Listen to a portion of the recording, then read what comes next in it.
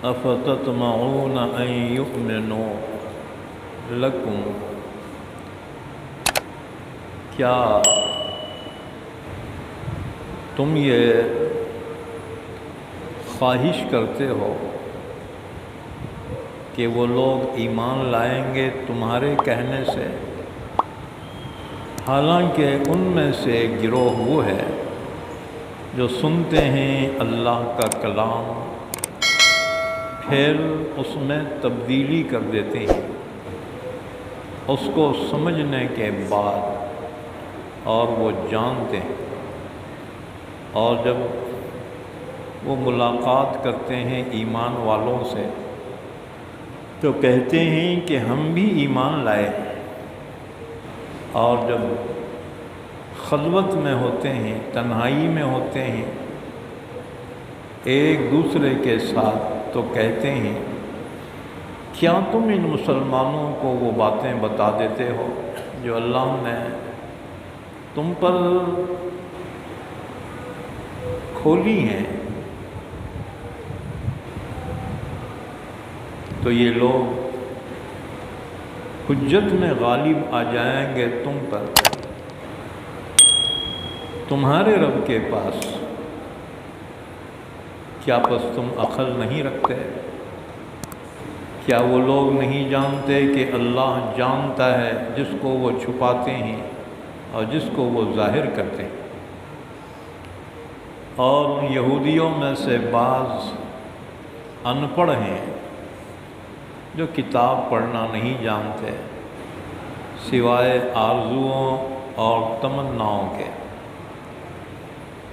اور وہ تو محض گمان ہی رکھتے ہیں، بس ہلاکت ہے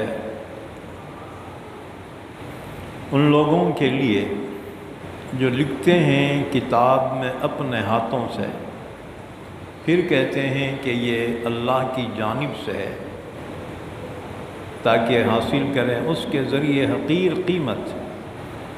بس ہلاکت ہے ان کے لیے جو کچھ لکھا ان کے ہاتھوں نے، اور ہلاکت ہے ان کے لیے جو وہ کما رہے ہیں۔ اور ان لوگوں نے کہا کہ ہرگز نہ چھوئے گی ہمیں جہنم کی آگ سوائے چند گنتی کے دنوں کے۔ آپ کہہ دیجئے نبی صلی اللہ علیہ وسلم، کیا تم نے لے رکھا ہے اللہ کے پاس سے کوئی عہد کہ ہرگز مخالفت نہیں کرے گا اللہ اپنے عہد کے؟ یا تم اللہ پر ایسی بات کہتے ہو جس کو تم خود نہیں جانتے؟ ہاں کیوں نہیں، جس نے بھی کوئی برا کام کیا اور اس کو اس کی برائیوں نے گھیر لیا تو وہی لوگ جہنمی ہیں، وہ جہنم میں ہمیشہ رہیں گے، اور جو ایمان لائے اور نیک عمل کیے وہی لوگ جنتی ہیں، وہ جنت میں ہمیشہ رہیں گے۔ اور وہ وقت یاد کرو جب کہ ہم نے لیا بنی اسرائیل سے پختہ عہد کہ تم لوگ اللہ کے سوا کسی کی عبادت نہیں کرو گے، اور ماں باپ کے ساتھ حسن سلوک کرو گے، اور نماز قائم کرو۔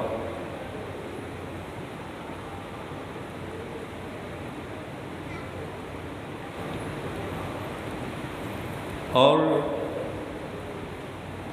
ماں باپ کے ساتھ حسن سلوک کرو گے، اور رشتہ داروں کے ساتھ، اور یتیموں کے ساتھ، اور محتاجوں کے ساتھ، اور لوگوں سے اچھی بات کہو، اور نماز کا اہتمام کرو، اور زکوٰۃ ادا کرتے رہو۔ پھر تم پھر گئے سوائے تم میں سے تھوڑے لوگوں کے، اور تم اعراض کرنے والے تھے۔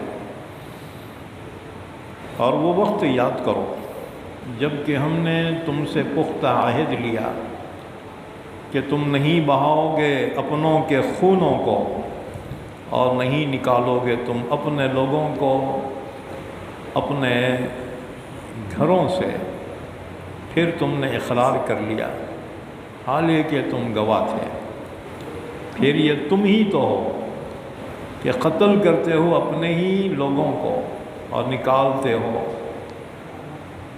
تم ایک گروہ کو تم میں سے ان کے گھروں سے، چڑھائی کرتے ہو تم ان پر گناہ اور ظلم کے ساتھ، اور اگر آ جائے تمہارے پاس کوئی قیدی تو تم فدیہ دے کر اس کو چھڑا لیتے ہو، حالانکہ حرام تھا تم پر ان کو نکالنا۔ کیا پس تم ایمان رکھتے ہو کتاب کے بعض حصے پر اور انکار کرتے ہو بعض حصے کا؟ پس کیا سزا ہوگی اس شخص کی جو اس طرح سے کرے تم میں سے، سوائے ذلت کے دنیاوی زندگی میں، اور قیامت کے دن وہ لوٹائے جائیں گے سخت عذاب کی طرف، اور اللہ غافل نہیں ہے اس سے جو کچھ تم کر رہے ہو۔ یہ وہ لوگ ہیں جنہوں نے دنیاوی زندگی کے بدلے میں، جنہوں نے دنیا کی زندگی کو اختیار کیا آخرت کے بدلے میں، بس نہیں کم کیا جائے گا ان سے عذاب اور نہ وہ مدد کیے جائیں گے۔ اور یقیناً ہم نے دی موسیٰ کو کتاب اور پے در پے بھیجے ان کے بعد پیغمبر، اور ہم نے دی عیسیٰ ابن مریم کو واضح دلائل اور تائید کی ہم نے عیسیٰ ابن مریم کی روح القدس کے ساتھ۔ کیا پھر جب بھی تمہارے پاس کوئی رسول ایسے آئے کہ تمہارے دل کو نہیں بھایا تو تم نے تکبر کیا اور رسولوں کی ایک جماعت کی تم نے تکذیب کی، اور رسولوں کی ایک جماعت کو تم قتل کرتے رہے؟ اور یہودی کہنے لگے جی ہمارے دل تو غلاف میں ہیں۔ نہیں بلکہ اللہ نے لعنت کی ہے ان پر ان کے کفر کی وجہ سے، بس بہت تھوڑے ہیں جو ایمان لائیں گے۔ اور جب آئی ان کے پاس کتاب اللہ کی جانب سے جو تصدیق کرنے والی تھی اس کی، جو ان کے پاس ہے، اور وہ لوگ اس سے پہلے فتح مانگتے تھے کافروں کے مقابلے میں، پر جب وہ نبی آئے ان کے پاس جس کو انہوں نے پہچان لیا تو اس کا انکار کر دیا۔ بس اللہ کی لعنت ہے ایسے کافروں پر۔ بہت بری چیز ہے جو یہ لوگ اپنے لیے خرید رہے ہیں کہ کفر کرتے ہیں اس چیز کا جو نازل کیا اللہ نے، حسد کرتے ہوئے کہ کیوں نازل کرتا ہے اللہ اپنا فضل اس شخص پر اپنے بندوں میں سے جس پہ چاہے۔ پھر وہ مستحق ہو گئے غضب بالائے غضب کے، اور کافروں کے لیے ذلیل کرنے والا عذاب ہے۔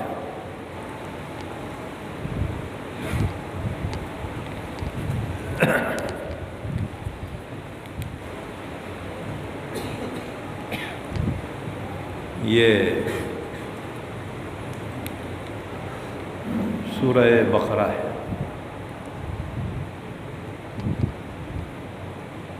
آج سورہ بقرہ کی آیت نمبر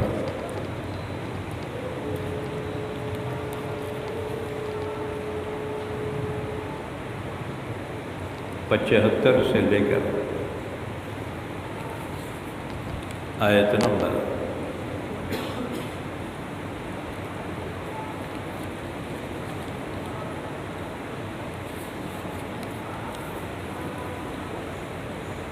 90 تک پڑھی گئی ہے۔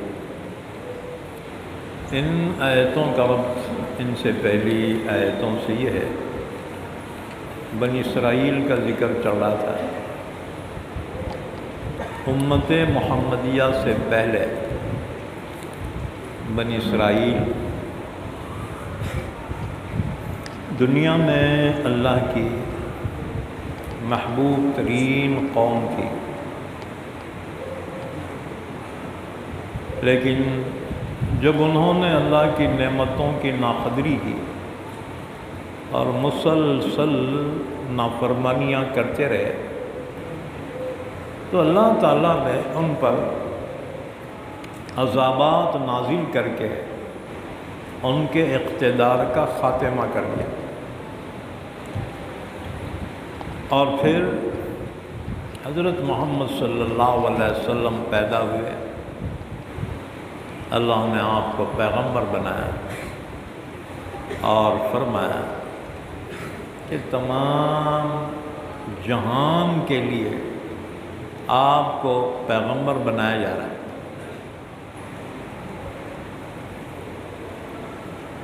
یہودیوں کو یہ بات اچھی نہیں لگی، وہ یہ سمجھتے تھے کہ پیغمبر صرف ہمارے خاندان ہی میں پیدا ہوتے ہیں،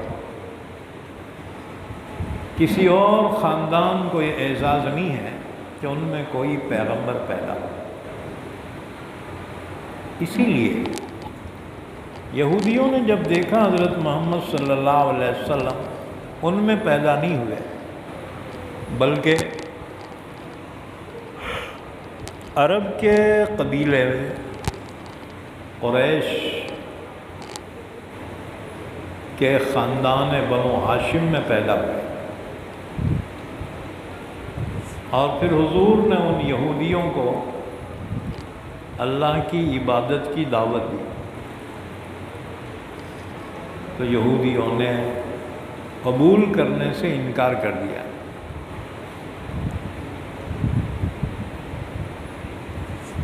ایمان نہیں لائے۔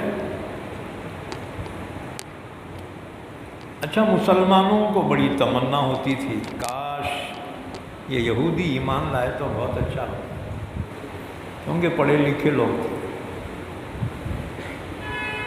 یاد رکھو، ایک جاہل اگر سدھرا تو انہیں اکیلا سدھرا، ایک عالم اگر سدھرا تو پھر وہ قبیلوں کو سدھار سکتا ہے، خاندان کے ہدایت کا ذریعہ بن جائے۔ یہودی پڑھے لکھے لوگ تھے، اور انہوں نے جو مخالفت کی حضور کی وہ محض حسد کی وجہ سے، کیونکہ یہودی یہ کہتے تھے انہوں ہمارے خاندان میں کہ نہیں ہیں، لہذا ہم ان کی بات نہیں مانتے، ہوں گے نبی ہم نہیں مانتے۔ اللہ نے فرمایا ایسی بھی کیا ضد ہے تم کو ہمارے نبی سے؟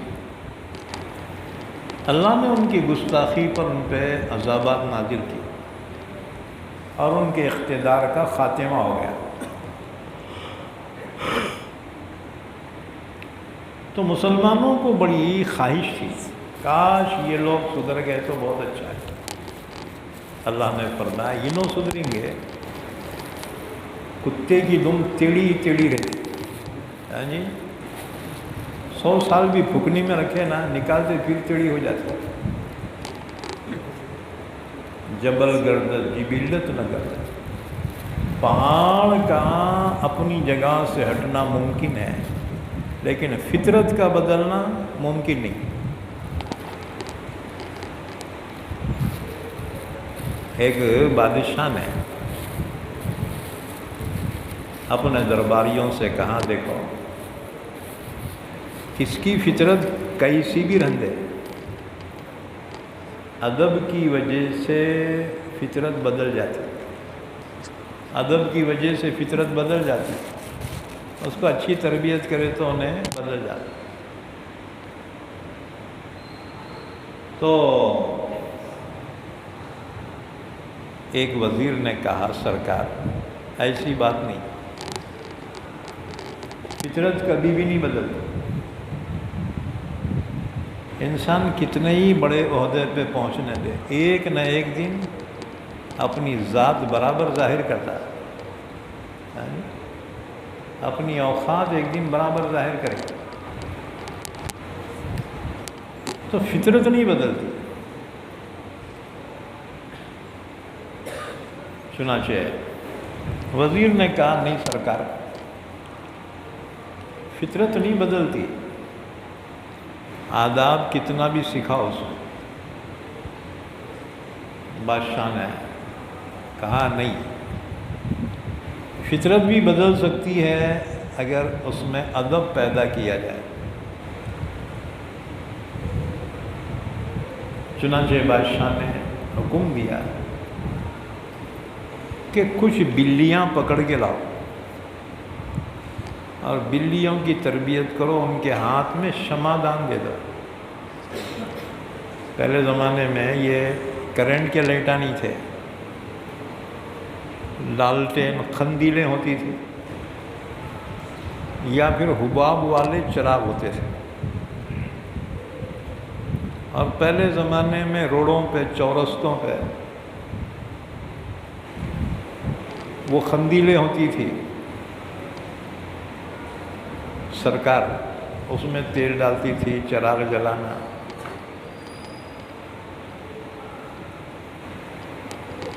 تو وزیر نے چیلنج قبول کیا کہ فطرت کبھی نہیں بدلتی۔ بادشاہ نے کہا بدل سکتی، ادب سکھائے تو بدل سکتی۔ تو بادشاہ نے حکم دیا کچھ بلیاں پکڑ کے لاؤ، ان کی تربیت کرو۔ چنانچہ وہ بلیوں کو اتنی تربیت دی گئی کہ بلیاں ہاتھ میں شمعدان لے کے کھڑی رہتی تھی۔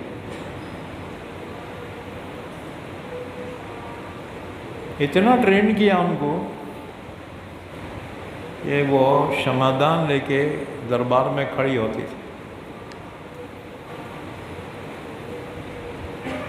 ایک دن بادشاہ نے اس وزیر کو بلا کے کہا دیکھا تو بولتا تھا نا فطرت نہیں بدلتی، تو بلیوں کی فطرت ہے ادھر ادھر بھاگنا دوڑنا، لیکن دیکھا ادب کے ذریعے سے ان کی ایسی تربیت ہوئی ہے کہ ہاتھ میں شمع لیے ہوئے کھڑے ہیں۔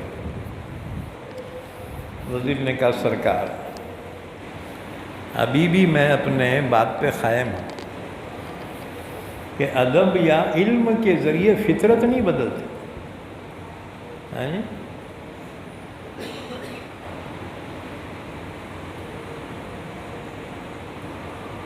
گرگ زادہ آخر گرگ شود، گرچہ با آدمی بزرگ شود۔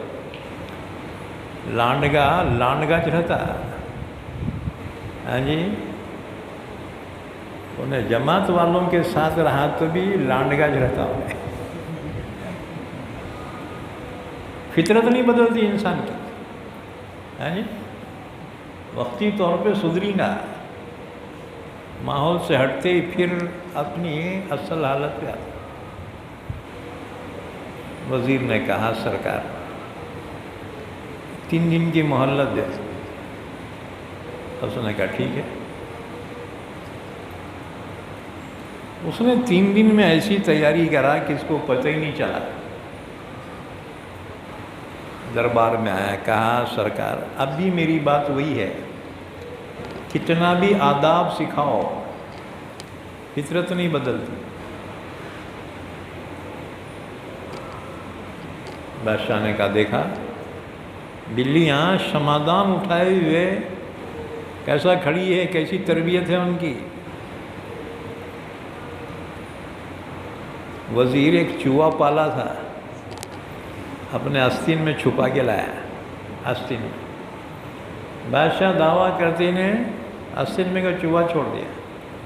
چوہا جو دیکھا بلیوں نے وہ شمعدان پھینک کے دوڑی چوہے کے پیچھے، اور اسی میں آگ لگ گئی۔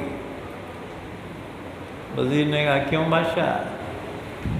بلی کی فطرت ہے چوہے کو کھانا، کتنا بھی ادب سکھائے، کہیں بھی اگر چوہا دیکھیں گی وہ اپنی فطرت سے باز نہیں آئے۔ یاد رکھو، بعض لوگ نہیں سدھرتے، کتنا بھی اچھا امیر رہندے، 10 کی جماعت ہے، 9 سدھر کے آتے، ایک بگڑ کے برابر آتا ہے، جیسا گیا تھا ویسے جاتا ہے۔ یہ حاجیاں بھی دیکھو، حاجیاں حج کو جاتے ہیں نا، حج کو جاتے 100 میں سے اگر 90 سدھر کے آئے تو 10 برابر بگڑ کے آتے۔ لوگا مطلب کیا حاجی صاحب تم دھوکہ دینا کیا؟ ہاں جی، حاجی صاحب ہو کے ایک فلاٹ 2 کو رجسٹری کر رہا ہے، کیا حاجی صاحب تم بھی؟ ہاں جی، تو اس میں حاجی صاحب کی غلطی نہیں ہے، اصل اس کی فطرت تھی پہلے سے، انہیں حج کر کے آیا تو کیا فرق پڑے، فطرت اصل ہوتی ہے، یاد رکھو۔ سلطان محمود غزنوی بہت بڑا بادشاہ گزرا، ہندوستان پہ اس نے 14 حملے کیے، لیکن حکومت نہیں کیا۔ اس کے بعد شہاب الدین غوری نے حملہ کیا، اس نے ہندوستان کو فتح کیا، لیکن خود نہیں رہا، اپنے غلام کو دے کے انہیں چلے گئے۔ اس کے غلام کا نام ہے قطب الدین ایبک، ہندوستان کا پہلا مسلم بادشاہ قطب الدین ایبک۔ اس کے بعد اس کا غلام سلطان شمش الدین التمش، اور اسی کے زمانے میں اس نے قطب مینار بنایا، دلی میں جو قطب مینار، اپنے شیخ کے نام پہ نام رکھا، خواجہ قطب الدین بختیار کاکی رحمۃ اللہ علیہ، جو حضرت خواجہ معین الدین چشتی رحمۃ اللہ علیہ کے خلیفہ تھے، تو اپنے شیخ کے نام پہ وہ مینار کا نام رکھا، قطب مینار۔ تو سلطان محمود غزنوی کی یہ خواہش تھی کہ خضر علیہ السلام اگر زندہ ہیں تو میں خضر علیہ السلام سے ملنا چاہتا ہوں۔ اب انہوں نصیب والوں کو ملتے ہیں، ایسا ہونا بول کے ملنے کا پلان کرا تو نہیں ملتے، وہ بھٹکوں کو راستہ بتاتے ہیں، پریشان حالوں کی مدد کرتے ہیں، حضرت خضر علیہ السلام۔ تو دربار میں سلطان محمود غزنوی نے کہا کہ اگر خضر علیہ السلام زندہ ہیں، حیات ہیں، تو میں ان سے ملنا چاہتا ہوں، تم میں کوئی ہے جو خضر علیہ السلام سے مجھے ملا دے؟ ان میں سے ایک شخص نے کہا سرکار میں ایسا وظیفہ جانتا ہوں کہ خضر علیہ السلام خود حاضر ہو جائیں گے، آپ کی ملاقات ہو جائے گی۔ بادشاہ نے کہا پھر ملا، اس نے کہا اس کے واسطے میرے کو دریا کے کنارے بیٹھ کے 6 مہینے تک وظیفہ پڑھنا پڑتا، 6 مہینے وظیفہ پڑھنا پڑتا۔ بادشاہ نے کہا ٹھیک ہے پڑھ لے۔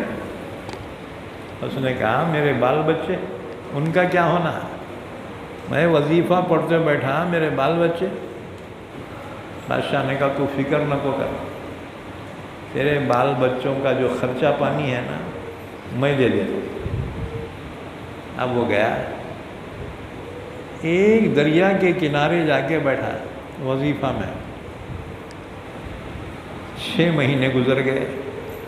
بادشاہ اس کے گھر کو اناج پانی پہنچاتا رہا۔ 6 مہینے کے بعد انہیں واپس آیا، واپس آنے کے بعد بادشاہ نے پوچھا کیا ہوا رے؟ اس نے کہا بادشاہ کامیاب ہونے کے بالکل قریب تھا، تھوڑی سی غلطی ہو گئی اور میرا وظیفہ ضائع ہو گیا۔ بادشاہ نے کہا پھر؟ کہنے لگا تم فکر نہ کرو، اور 6 مہینے بیٹھتا ہوں، اب کہ ایسا وظیفہ کروں گا نا برابر خضر حاضر ہو جانا۔ بادشاہ نے کہا ٹھیک ہے بیٹھ۔ اس نے کہا میرے بال بچوں کیسا ہونا؟ بادشاہ نے کہا وہ فکر مت کر، تیرے بال بچوں کے کھانے پینے کا انتظام میں کروں۔ اس نے کہا اچھی بات ہے، اور جا کے بیٹھا۔ اب 6 مہینے اور گزر گئے، واپس آیا۔ بادشاہ نے پوچھا کیا ہوا رے؟ کہنے کا بادشاہ معاف کر دینا، میرے کو وظیفہ کچھ بھی نہیں آتا، میرے بال بچے بھوکے مر رہے تھے، میں غریب آدمی تھا، کمائی نہیں ہو رہی تھی، یہ بہانہ بنا دیا، 1 سال میرے بال بچوں کا نکل گیا۔ بادشاہ نے کہا دھوکہ؟ وہ بھی بادشاہ کو؟ بادشاہ نے درباریوں سے پوچھا کہ اس جو ہے دھوکے باز کی سزا کیا ہونا چاہیے؟ 1 سال میرے سے گھر والوں کے لیے کھانا پانی کا انتظام کروایا، جھوٹ بات بولا، اس کو وظیفہ آتا نہیں تھا، میں پھگٹ کھلایا اس کے بال بچوں کو، یہ مجھے دھوکہ دیا۔ عام آدمی کو دھوکہ دینا اتنا بڑا دھوکہ نہیں رہتا، بادشاہ کو دھوکہ دینا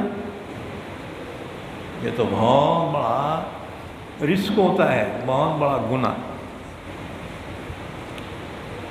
ایک وزیر سے پوچھا بادشاہ نے کہ تو بتا اس کو کیا سزا دینا؟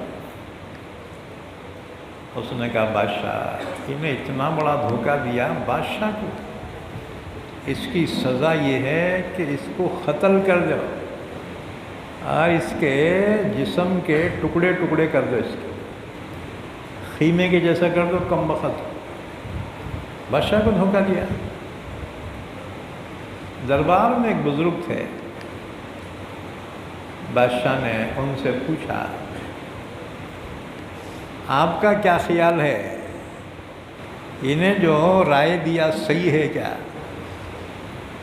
وہ بزرگ بولے بالکل صحیح رائے دیا اس نے۔ اچھا، دوسرے وزیر سے پوچھا تیری کیا رائے؟ انہیں دھوکہ دیا بادشاہ کو، سال بھر پھگٹ تنخواہ لیا، کیا سزا دینا اس کو؟ دوسرا وزیر بولا سرکار یہ قتل بولے تو ایک وقت ہی جان ختم ہو جاتی اس کی، اس کا جرم تو بڑا ہے۔ ایسا کرو، شکاری کتے ہیں نا پالے ہوئے، شکاری کتوں کے سامنے ڈال دو اس کو، کتے اس کو نوچ کے کھا لیں گے۔ بادشاہ نے وہ بزرگ سے پوچھا کیا بولتے اس کی رائے کیسی کیا ہے؟ وہ بزرگ بولے بہت صحیح بولا انہیں، بہت صحیح رائے دیا۔ اچھا، اس کے بعد بادشاہ نے ایاز سے پوچھا، بادشاہ کا غلام تھا، ایک ہی صف میں کھڑے ہو گئے محمود و ایاز، نہ کوئی بندہ رہا اور نہ کوئی بندہ نواز، یہ محمود و ایاز۔ تو ایاز سلطان محمود کا غلام تھا۔ بادشاہ نے اس سے پوچھا ایاز سے، ایاز تیری رائے میں کیا سزا دینا چاہیے؟ کیونکہ بادشاہ کو دھوکہ دیا۔ ایاز نے کہا سرکار میری رائے تو یہ ہے کہ آپ اس کو معاف کر دیں، آپ اس کو معاف کر دو، کیونکہ آپ نے جو کچھ اس کے گھر والوں پہ احسان کیا اس کی وجہ سے آپ کے خزانے میں تو کمی نہیں آئی نا، آپ کے خزانوں میں کیا کم ہے؟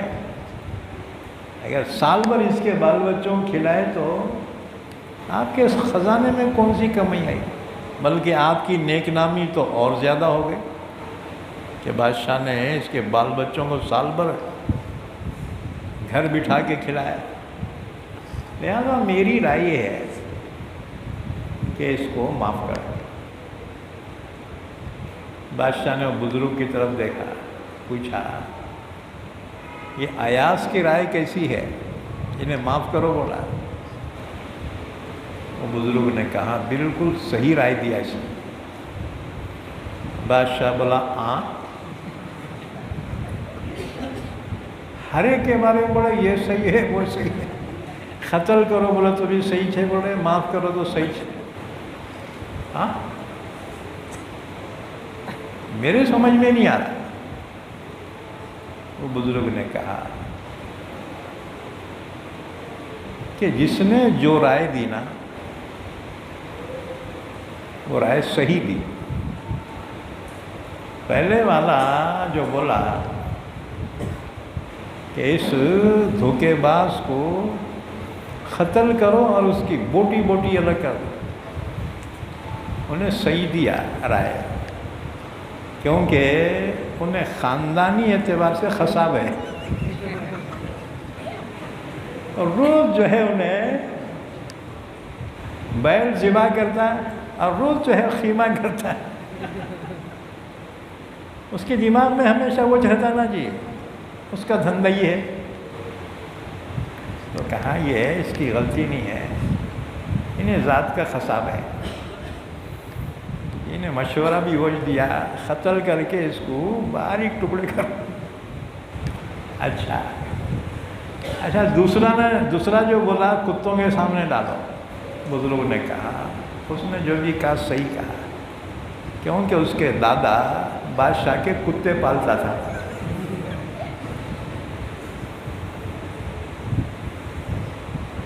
اچھا پھر ایاز نے جو مشورہ دیا معاف کر دو، آپ بولے یہ بھی صحیح ہے، وہ صحیح کیسے جبکہ اس نے دھوکہ دیا تھا؟ بزرگ نے کہا اس وجہ سے کہ ایاز یہ سید ہے، آل رسول میں سے ہے، اور آل رسول کی فطرت میں ہے کہ وہ معاف کرنے کو پسند کرتے ہیں، خود تکلیف برداشت کرتے ہیں لیکن دوسروں کو تکلیف نہیں دیتے۔ امام حسین رضی اللہ تعالیٰ اپنے اہل خاندان کے ساتھ کربلا گئے اور وہاں پر شہید ہو گئے، تو آل رسول کی علامت ہی ہے رحم دلی، معاف کر دینا، کیونکہ رسول اللہ صلی اللہ علیہ وسلم رحمت للعالمین ہیں، تو سید ان کی اولاد ہیں، رحم دلی ان کی فطرت ہے۔ بادشاہ نے جواب سن کے کہا کہ ایاز تم سید ہو، تم نے مجھے کیوں نہیں بتایا؟ ایاز نے کہا بادشاہ ایک راز تھا، میں نہیں چاہتا تھا وہ راز ظاہر ہو کہ میں سید ہوں، ایک راز تھا، لیکن یہ بڑے میاں جو ہے نا انہوں میرا راز کھول دیے، انہوں میرا راز کھول دیے کہ میں سید ہوں۔ اس کے بعد کہا بادشاہ یہ بڑے میاں میرا راز کھولے، لیکن ان کا ایک راز میرے کو معلوم ہے، بولوں کیا؟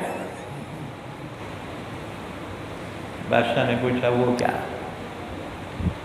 تو اس نے کہا کہ یہ خضر علیہ السلام ہے، یہی خضر علیہ السلام بنا کر فقیروں کا ہم بھیش غالب تماشائے اہل کرم دیکھتے، اللہ والے اپنے آپ کو چھپاتے ہیں، پبلسٹی نہیں کراتے اپنے آپ کو، کیونکہ وہ تو ایک اللہ کو راضی کرنا چاہتے ہیں، بس نام نمود شہرت یہ نہیں چاہتے، اور جو یہ چاہتا ہے وہ ولی اللہ نہیں ہو سکتا۔ جو کوئی عمل کرے اللہ راضی ہو جائے بس۔ توحید تو یہ ہے کہ خدا حشر میں کہہ دے یہ بندہ دو عالم سے خفا میرے لیے۔ ساری دنیا کو ناراض کر سکتے ہیں لیکن اللہ کو ناراض نہیں کر سکتے۔ تو یہاں فرمایا یہودی مخالفت کرتے تھے اور مسلمانوں کی خواہش ہوتی تھی اللہ کے پڑھے لکھے لوگ ایمان لائے تو بہت اچھا ہے۔ اللہ نے اس کے جواب میں آیت شریفہ نازل فرمائی، اَفَتَطْمَعُونَ أَن يُؤْمِنُوا لَكُمْ، مسلمانوں کیا تمہاری خواہش ہے کہ یہ لوگ ایمان لائیں؟ وَقَدْ كَانَ فَرِيقٌ مِّنْهُمْ يَسْمَعُونَ كَلَامَ اللَّهِ، حالانکہ ان یہودیوں میں گروہ ایسا ہے جو اللہ کے کلام کو سنتے ہیں، ثُمَّ يُحَرِّفُونَهُ، پھر اس میں تبدیلی کر دیتے، مِن بَعْدِ مَا قَالُوهُ، سمجھنے کے بعد۔ ایک تو ہے ناسمجھی میں گناہ ہو جانا اور ایک ہے جان بوجھ کر گناہ کرنا، دونوں برابر نہیں ہو سکتے۔ قُلْ هَلْ يَسْتَوِي الَّذِينَ يَعْلَمُونَ وَالَّذِينَ لَا يَعْلَمُونَ، جاننے والے اور نہیں جاننے والے دونوں برابر نہیں ہو سکتے۔ اللہ جتنا عالموں سے پوچھیں گا اتنا جاہلوں سے نہیں پوچھیں گا۔ ان پڑھ سستے میں چھوٹ جائیں گے آخرت میں، عالموں کی پکڑ ہو، معمور کی پکڑ نہیں ہوں گی اتنی جتنی امیر کے ہوں گی۔ تو دوسروں کو سدھارنے والا خود کیوں نہیں سدھرا؟ ہاں جی، ہماری بیماری یہ ہے کہ ہم دوسروں کو سدھارنے کی نیت کرتے ہیں، بولتے ہیں کیا جی مسلمانہ سدھر رہے چھ نہیں، مسلمانہ پی رہے کھا رہے ہو، ابھی انہوں سدھرو نہ کو سدھرو، تو سدھرا کیا یہ دیکھ، دھن رے دنیا اپنی دھن، پرائے دھن کا پاپ نہ پو۔ اللہ تیرے کو تیرے بارے میں پوچھیں گا، ہاں جی، انہیں سب کو لے کے مر رہا، پہلے خود سدھر۔ اور ایک بات یاد رکھو کہ انسان اگر خود نیک بنتا ہے نا، اللہ اس کی زبان میں تاثیر عطا فرماتا ہے، ہاں جی، خود عمل کرے تو اس کی زبان میں اللہ تاثیر عطا فرماتا ہے، اور خود عمل نہ کرے اس کی زبان میں تاثیر نہیں آتی۔ اب ایک شرابی پھل لگایا ہوا ہے اور بولا رے شراب نہ کو پیو رے بہت برا ہے، لوگ مانتے ہیں اس کو پاؤں میں سے نکالے کھن کھن بجاتے سر میں، اس کے بیمان کے بچے، ہمارے کو منع کر رہا اور خود جو ہے پیا ہوا ہے جی۔ بے نمازی نماز کی وصیت کرے اثر نہیں ہوتا ہے جی، بد عمل کسی کو اچھے عمل کی دعوت دے تاثیر پیدا نہیں ہوتی، عمل سے تاثیر پیدا ہوتی۔ تو اسی وجہ سے کسی کو کچھ سمجھانا ہے نا، پہلے اپنے آپ کو دیکھنا چاہیے کہ کیا میں اس قابل ہو گیا ہوں کہ میں دوسروں کو سمجھا سکوں، کیا میں اس قابل ہو گیا ہوں دوسروں کو سدھار سکوں۔ اگر سدھارنا ہے تو خود سدھرنے کی پہلے کوشش کریں۔ دیکھو دنیا میں عملی نمونہ جو ہوتا ہے نا اس کی تاثیر زیادہ ہوتی ہے، گھنٹوں بیان کرو اتنی تاثیر نہیں ہوتی، لیکن خود پابند ہے، تقویٰ ہے، ایک دو جملے بھی لوگوں کے لیے ہدایت کے واسطے کافی ہو جاتے ہیں۔ تو دوسروں کو سمجھانے سے پہلے خود کا جائزہ لینا، کیا میں اس قابل ہوا ہوں کہ دوسروں کو سمجھاؤں؟ تو پھر اللہ اس کی زبان میں تاثیر عطا فرماتا ہے۔ تو یہ یہودی جو تھے، ان کی حالت اللہ نے بیان فرمائی۔ وَقَدْ كَانَ فَرِيقٌ مِّنْهُمْ يَسْمَعُونَ كَلَامَ اللَّهِ ثُمَّ يُحَرِّفُونَهُ مِن بَعْدِ مَا قَالُوهُ وَهُمْ يَعْلَمُونَ۔ جانتے ہوئے، علم رکھتے ہوئے یہ یہودی اللہ کے کلام میں تبدیلی کرتے تھے۔ کیا تبدیلی کی؟ حضرت موسیٰ علیہ السلام کو اللہ نے تورات عطا فرمائی، اللہ کی کتاب تورات۔ حضرت موسیٰ علیہ السلام تورات لے کر آئے کوہ طور سے۔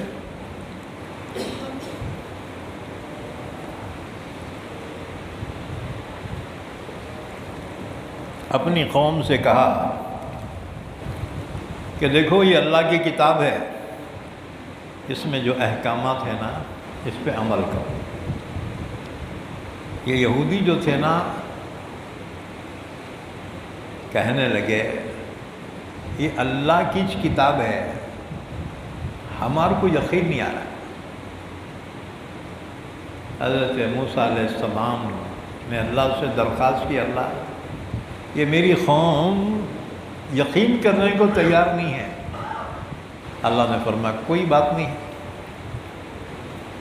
ان میں سے 70 آدمی جو ہوشیار ہیں، بھروسے کے ہیں، ایسوں کو لے کر کوہ طور پہ آ جاؤ، ہم ان سے بات کریں۔ حضرت موسیٰ علیہ السلام 70 آدمی قوم کے لے کر کوہ طور پہ گئے۔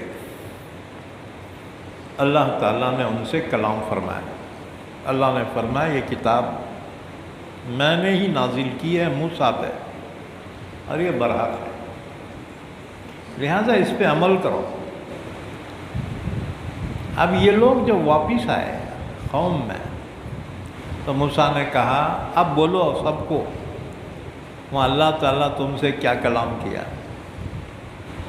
وہ کمبختوں نے اس میں اپنی طرف سے بھی مکسنگ کر دی، کہنے لگے بے شک یہ اللہ کی کتاب ہے، لیکن اللہ نے یہ فرمایا جتنے پہ عمل کر سکتے ہیں کرو، اور جس پہ عمل نہیں کر سکتے تو کوئی بات نہیں۔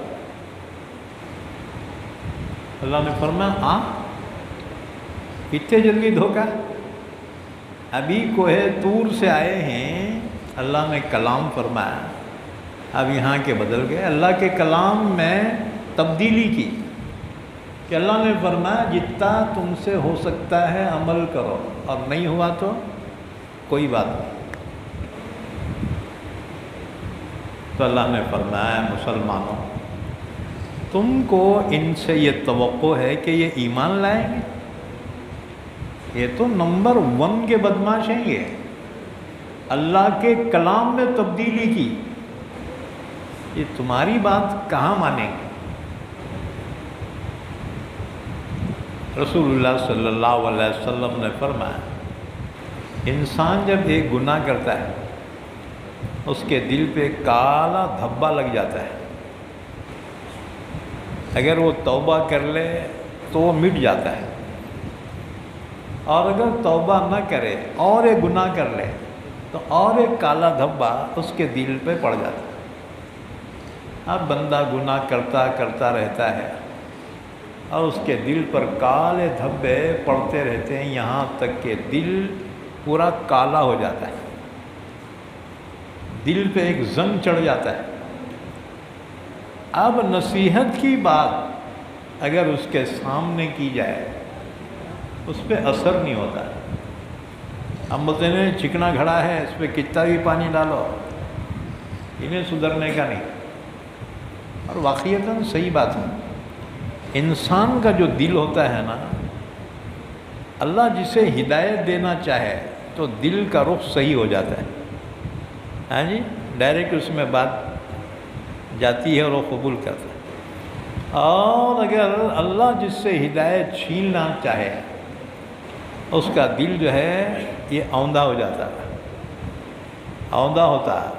اب نصیحت کرنے والا کتنا بھی بوم مار لے اس پہ ذرا بھی اثر نہیں ہوتا۔ اب تمہارے 5 بچوں میں سے 4 سدھرے والے رہتے، 1 بگڑا والا رہتا ہے، ہاں جی؟ 5 میں سے 1 کا بگڑنا ضروری ہے۔ اپوزیشن رہی تو حکومت صحیح چلتی نہ جی، پورے بچے سدھرے ہوئے رہے تو باپ بگڑ جاتا ہے۔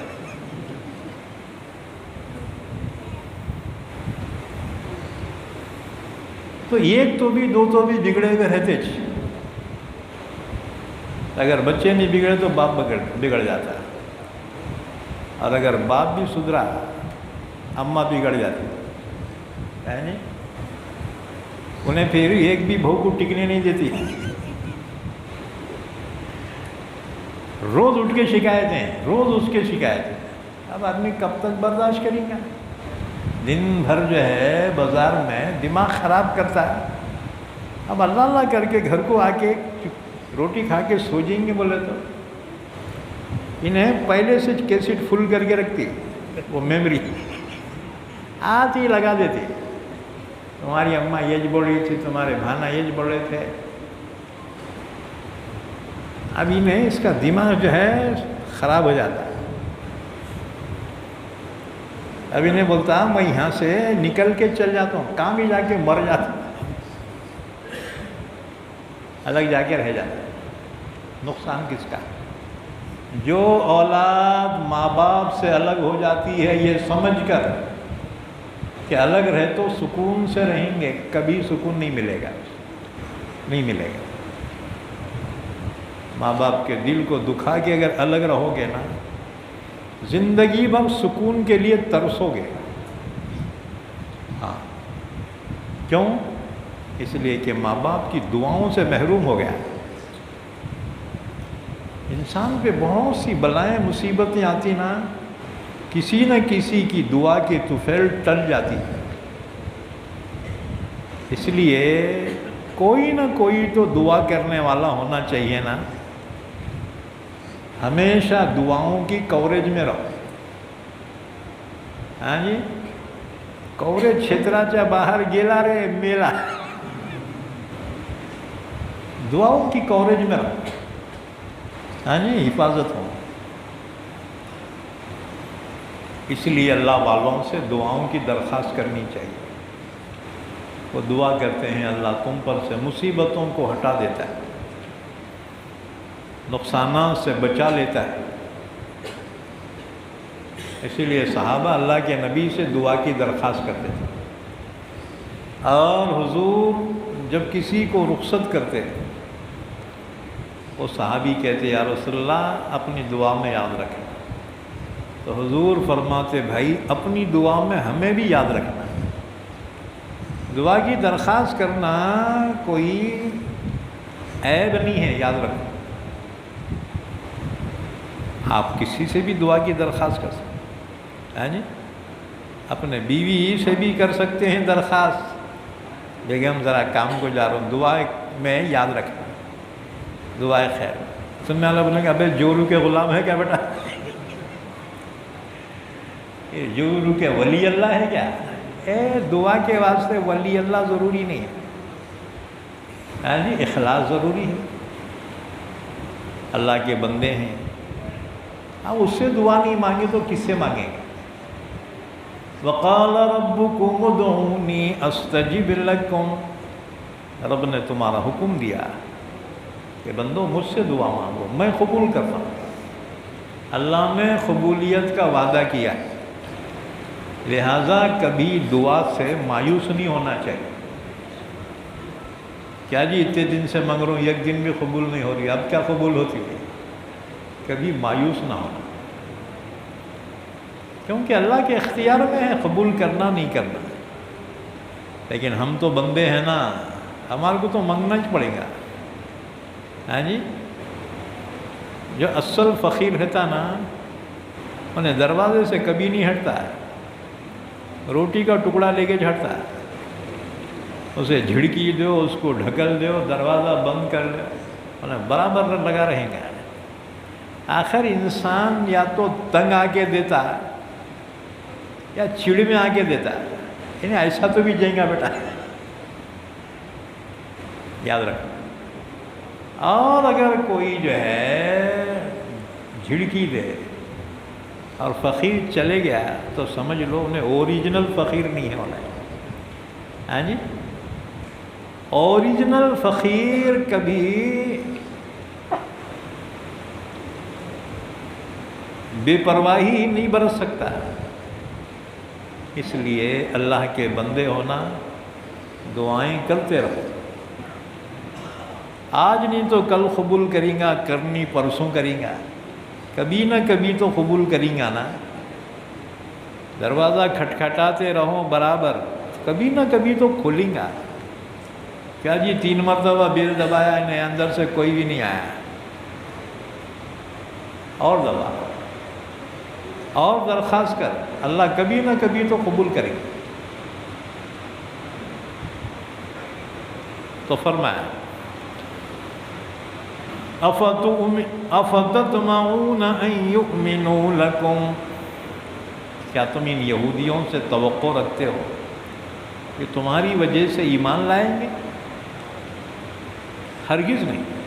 وَقَدْ كَانَ فَرِيقٌ مِّنْهُمْ يَسْمَعُونَ كَلَامَ اللَّهِ، ان یہودیوں میں سے بعض وہ ہیں جو اللہ کے کلام کو سنتے ہیں، ثُمَّ يُحَرِّفُونَهُ، پھر اس میں تبدیلی کر دیتے ہیں، مِن بَعْدِ مَا عَقَلُوهُ، اور یہ جرم ان کا نادانی کی وجہ سے نہیں ہے، بلکہ یہ جرم ان کا جانتے بوجھتے ہوئے، وَهُمْ يَعْلَمُونَ، اور وہ جانتے ہیں وہ کیا کریں۔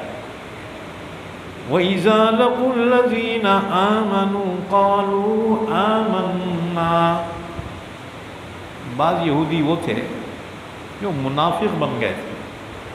منافق کسے بولتے ہیں؟ جس کے دل میں کفر ہو اور ظاہراً کلمہ بھی پڑھتا ہو، نماز روزہ بھی کرتا ہو، اپنے آپ کو مسلمان کہتا ہے لیکن دل میں کفر ہے، وہ ہے منافق۔ تو ان میں جو منافق تھے، مسلمانوں سے جب ملتے تھے تو مسلمانہ کہتے تھے ارے یہ دوغلے پنا چھوڑ دو اور اخلاص کے ساتھ ایمان لاؤ۔ تو وہ جواب میں کہتے جی جیسے تم ایمان والے ہیں ہم بھی ایمان والے ہیں۔ وَإِذَا لَقُوا الَّذِينَ آمَنُوا قَالُوا آمَنَّا، جب ایمان والوں سے ملاقات کرتے ہیں تو کہتے ہیں ہم بھی ایمان لائے۔ وَإِذَا خَلَا بَعْضُهُمْ إِلَىٰ بَعْضٍ، اور جب تنہائی میں ہوتے قالوا، تو کہتے أَتُحَدِّثُونَهُمْ بِمَا فَتَحَ اللَّهُ عَلَيْكُمْ، مسلمانوں کو تم وہ راز کے باتیں کیوں بتاتے ہو جو اللہ نے صرف تمہیں بتایا؟ کیا مطلب؟ یہ یہودی جو مدینے میں رہتے تھے تو مسلمان کبھی کبھی ان یہودیوں سے پوچھتے تھے کہ سچ بتاؤ تمہاری کتابوں میں ہمارے نبی کا ذکر ہے کیا؟ کبھی مڑ میں آگے کہتے تھے ہاں تمہارے نبی کا ذکر ہماری کتابوں میں۔ تو مسلمان پوچھتے جب تم جانتے ہو تو پھر ایمان کیوں نہیں لاتے؟ تو وہ کہتے اس لیے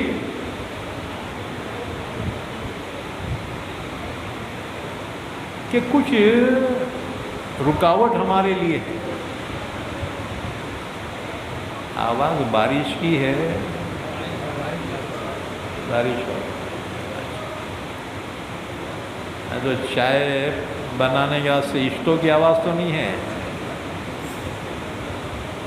ہاں جی نہیں ہے نا؟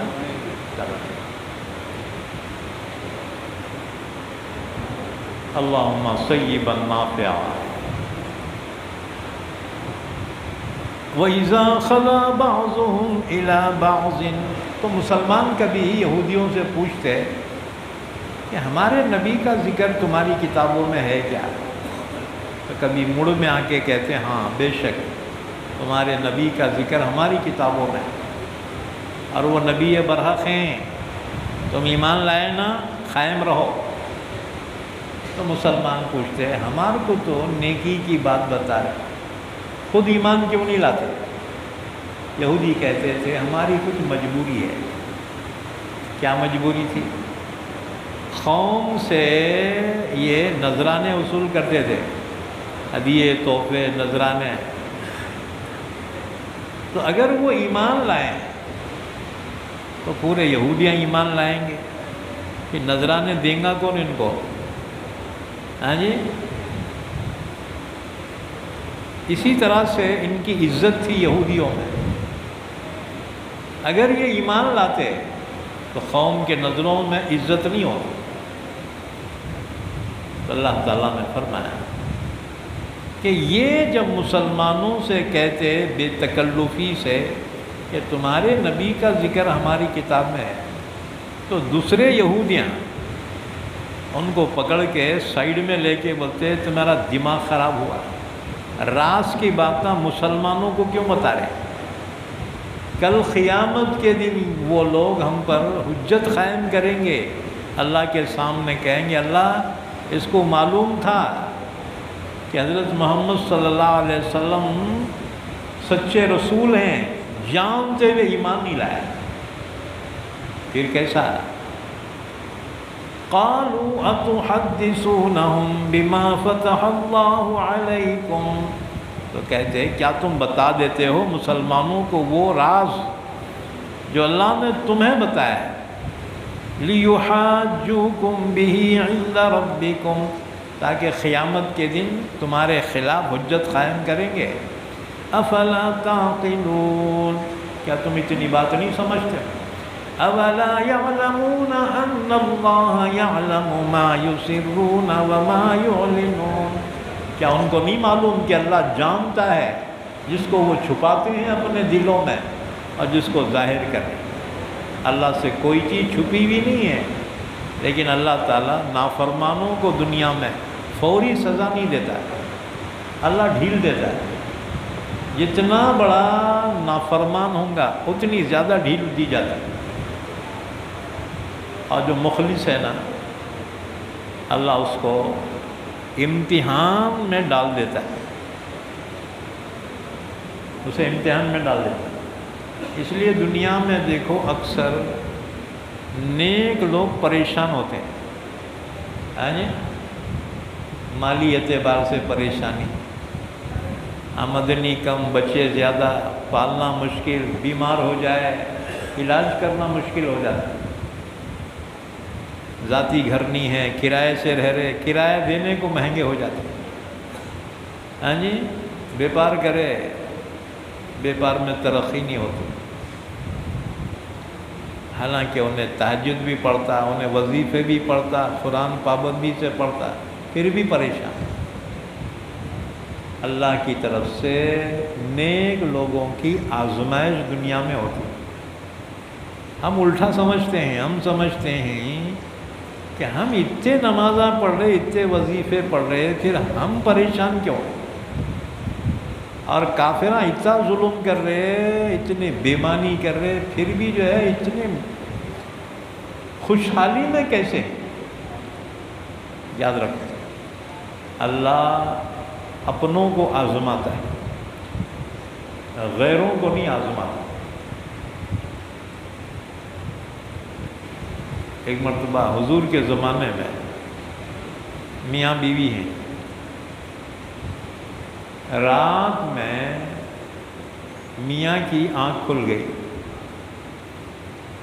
بیوی سے کہا پانی، ذرا پانی پلاؤ۔ بیوی نے کہا اچھی بات ہے، آدھی رات کو پیاس لگتی نا بعض لوگوں کو۔ بیوی پانی لانے کو گئی، انہیں جب پانی لے کر آئی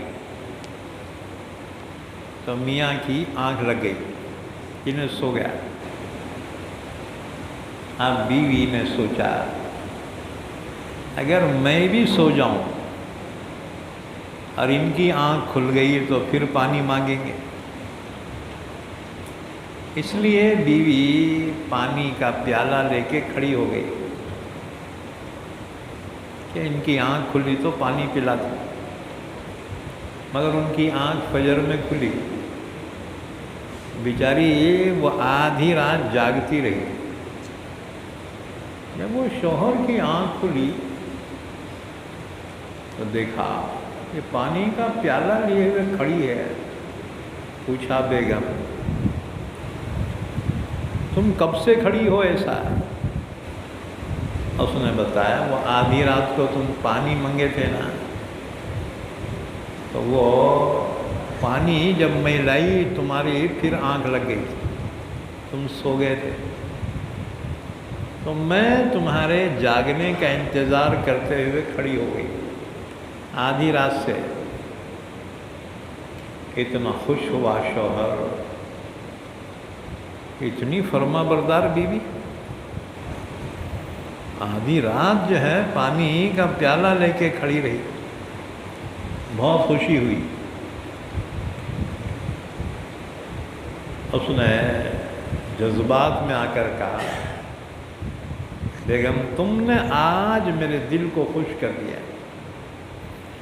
جو مانگنا ہے آج مانگو، میں تمہیں دے دوں گا۔ بیوی نے کہا دیکھو سوچ کے بولو ذرا۔ اس نے کہا کوئی بات نہیں، میں آج تم سے خوش ہوں، جو مانگو گے میں دے دوں گا، مانگو کیا مانگنا ہے؟ بیوی نے کہا اچھا جب تم دینا ہی چاہتے ہو تو مجھے طلاق دے دو۔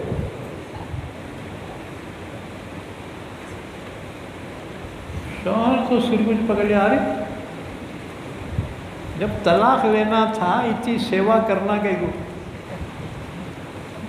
آج ہی رات پانی لے کھڑی ہو، آج جب اتنی خدمت کرنا تھا تو طلاق کہیں کو مانگی؟ اب لوگ دینے کو طلاق دیتے، بولتا صاحب میں بہت غصے میں تھا جی میرے کو۔ ابے بیوقوف کے بچے، کیا کوئی محبت میں طلاق دیتا ہے؟ اب جی اتنا زیادہ ٹینشن نہ کو لے وہ طلاقاں کی نوبت آنے، کیونکہ بعد میں زندگی بھر کا پچھتاوا بن جاتا ہے۔ ایک وقت کی غلطی پوری زندگی کا پچھتاوا بن جاتا ہے۔ تو شوہر نے کہا مانگو کیا مانگنا ہے آج میں دوں گا۔ بیوی نے کہا اچھا اگر دینا ہی ہے تو طلاق دے دو۔ انہوں نے بولا جب طلاق لینا تھا تو اتنی خدمت کری کیوں؟ بیوی نے کہا تم دیتوں بولے تھے نا، دیو اب طلاق۔ اب اس کی سمجھ میں نہیں آیا، ہمیں بولا ذرا ٹھہر، اپن یہ کیس لے کے اللہ کے نبی کے پاس جائیں گے، حضور جو فیصلہ کرے دونوں کو منظور۔ اس نے کہا ٹھیک چلو ٹھیک ہے۔ چنانچہ فجر کے بعد یہ حضور کی خدمت میں چلے، راستے میں شوہر بولنے والا ایک پتھر سے اس کو ٹھوکر لگی، پتھر سے ٹھوکر لگی اور خون نکلنے لگا۔ بیوی نے دیکھا، اس نے فوراً اپنی اوڑھنی نکالی، اس کو پھاڑا اور اپنے شوہر کے زخم پہ پٹی باندھا۔ اس کو اور تعجب، بھائی کورٹ کچہریاں جب ہوتے نا ایک دوسرے کو دشمن کی نظر سے دیکھتے ہیں جی۔ یہ طلاق کے کیساں جو رہتے ہیں نا کورٹ میں دیکھو، دشمنوں کے جیسا ایک دوسرے کی جان مار دیں گے، اتنے جو ہے ٹینشن میں رہتے۔ تو ٹھوکر لگی میاں کو، تو بیوی نے فوراً اپنی اوڑھنی نکالی، اس کو پھاڑا اور اپنے شوہر کے زخم پہ پٹی مار۔ شوہر حیران، ارے انہیں طلاق مانگ رہی اور میرے کو ٹھوکر لگی تو اپنی اوڑھنی پھاڑ کے پٹی بندھی، اتنی ہمدردی کئی کو کرنا؟ جب ہمدردی کرنا تھا تو طلاق کئی کو مانگنا؟ طلاق مانگی اور ہمدردی سے پٹی بھی باندھی۔ شوہر نے کہا یہ میری سمجھ میں نہیں آ رہا، تم تو طلاق مانگ رہی تھی نا؟ بیوی نے کہا اب چلو یہاں سے گھر کو واپس۔ پھر تعجب، ارے اللہ کے نبی کی خدمت میں چل رہے تھے نا، واپسی کیوں؟ طلاق مانگ رہی تھی نا؟ بیوی نے کہا اب مجھے طلاق کی ضرورت نہیں ہے، چلو گھر کو۔ بڑا تعجب ہوا، ایسی کیا تبدیلی آ گئی اس میں؟